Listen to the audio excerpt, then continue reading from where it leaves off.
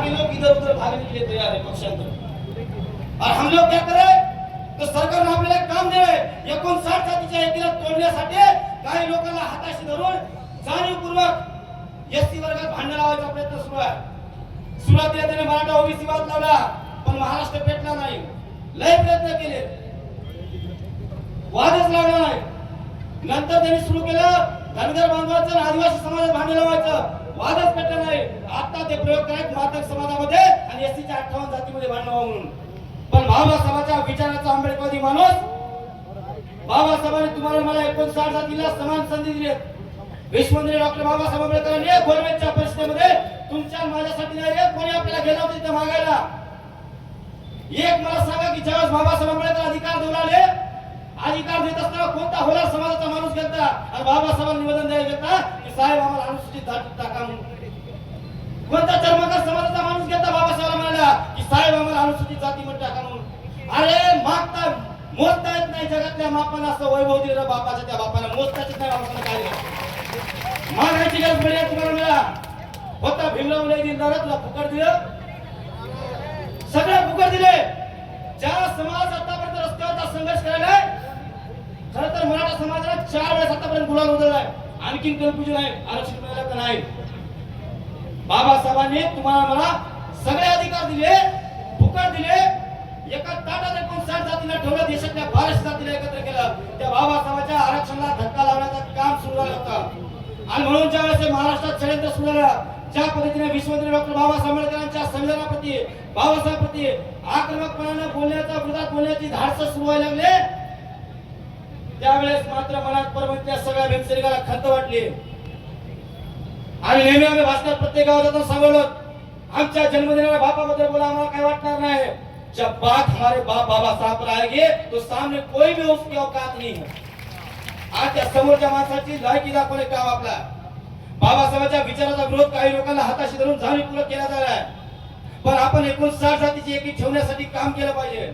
आणि साहेब त्याच वेळेस आम्ही सगळ्यांनी ज्यावेळेस पहिल्यांदा परभणीची मीटिंग झाली त्याच मीटिंग मध्ये 1500 पेक्षा जास्त मुलं गौतम नगरच्या चळवळीच्या केंद्रामध्ये जमा झाले होते साहेब। आणि त्याच्यानंतर ज्यावेळेस साहेब याच्या पुढे ज्यावेळेस आम्ही प्रत्येक गावागावात चालवलो स्वतःच्या घरच्या वाकडी बांधून काही लोकांनी तिथं करून या सगळ्या मैदानात लोक जमा झाले।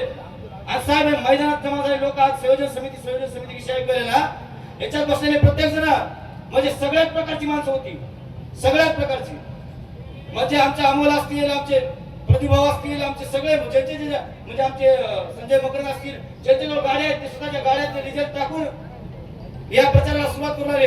ज्यांच्याजवळ वेळ देणं शक्य आहे ते वेळ देऊ लागले ज्यांच्याजवळ धन आहे त्यांनी प्रत्येकानं धन दिलं।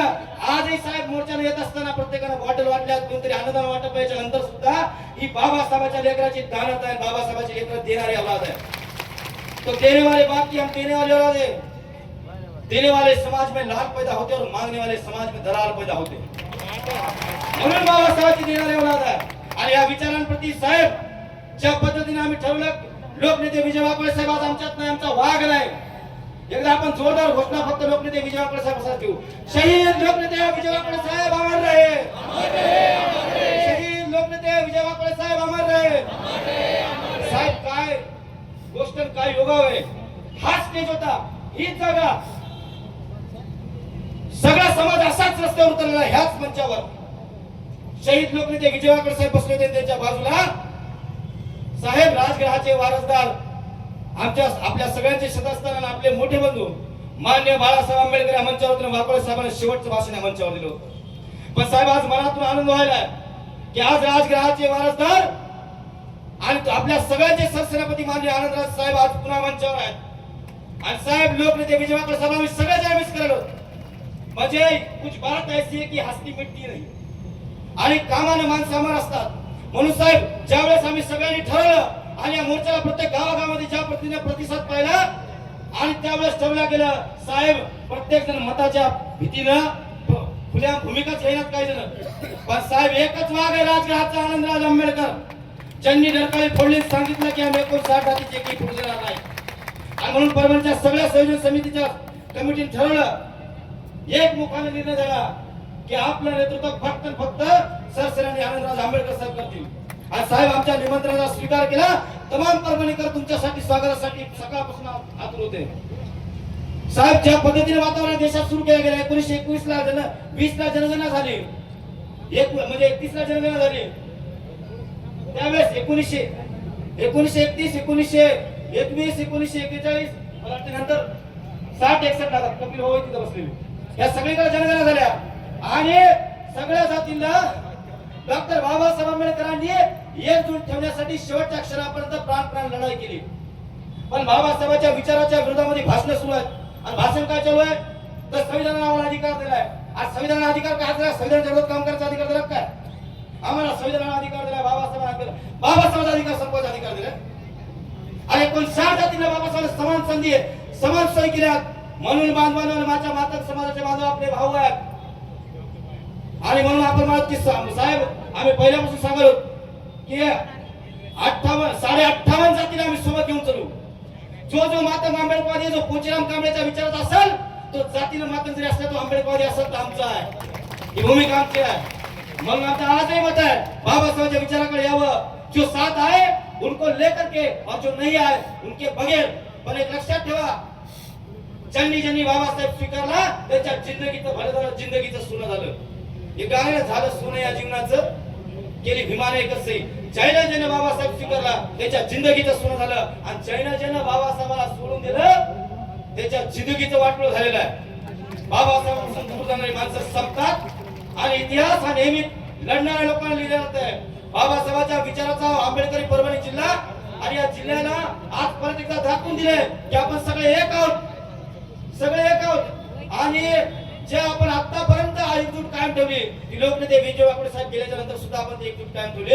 साहेब आग लावणारे लोक या महाराष्ट्र सरकारचे देवेंद्र फडणवीस साहेब असतील मुख्यमंत्री किंवा मग देशाचे प्रधानमंत्री असतील, त्याच्यावर मला फक्त एकच वाक्य सुचले, मी थांबणार आहे.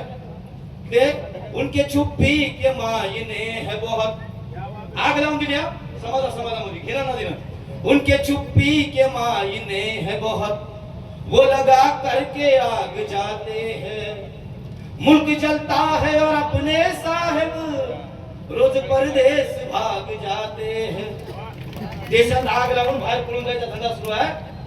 आतापर्यंत एकत्र राहणारा समाज फोडण्याचं काम ही मनवादी व्यवस्था करायली. आणि साहेब माझं म्हणणं आहे, भांडण जर राग जर भावाभावात होता तर भावाभावाचा राग एका बंद खोलीत सांगायचा होता भावानं. कोणाकोणाचं खाल्लं कोणाकोणाचं नाही खाल्लं आणि एकत्र एका ठिकाणी येऊन बसायचं होतं. पण साहेब घरातले भांडण घरात न होता RSSच्या चटीधारी माकडाच्या मांडीवर बसून बाबासाहेबांच्या लेकराला भावाला शिकवण्याचं काम सुरू आहे. म्हणून राग आहे, भावाचा राग नसते. पण ज्या पद्धतीने नाटक सुरू आहे, भ्रमित करण्याचा प्रयत्न सुरू आहे. पण महाराष्ट्राची जनतेला दाखवून दिले परभणीकरांनी आपण सगळे एक आहेत आणि आपण एकजूट कायम ठेवू. असं षडयंत्र साहेब 2016 अॅट्रॉसिटी संपवण्यासाठी सुरू होतं.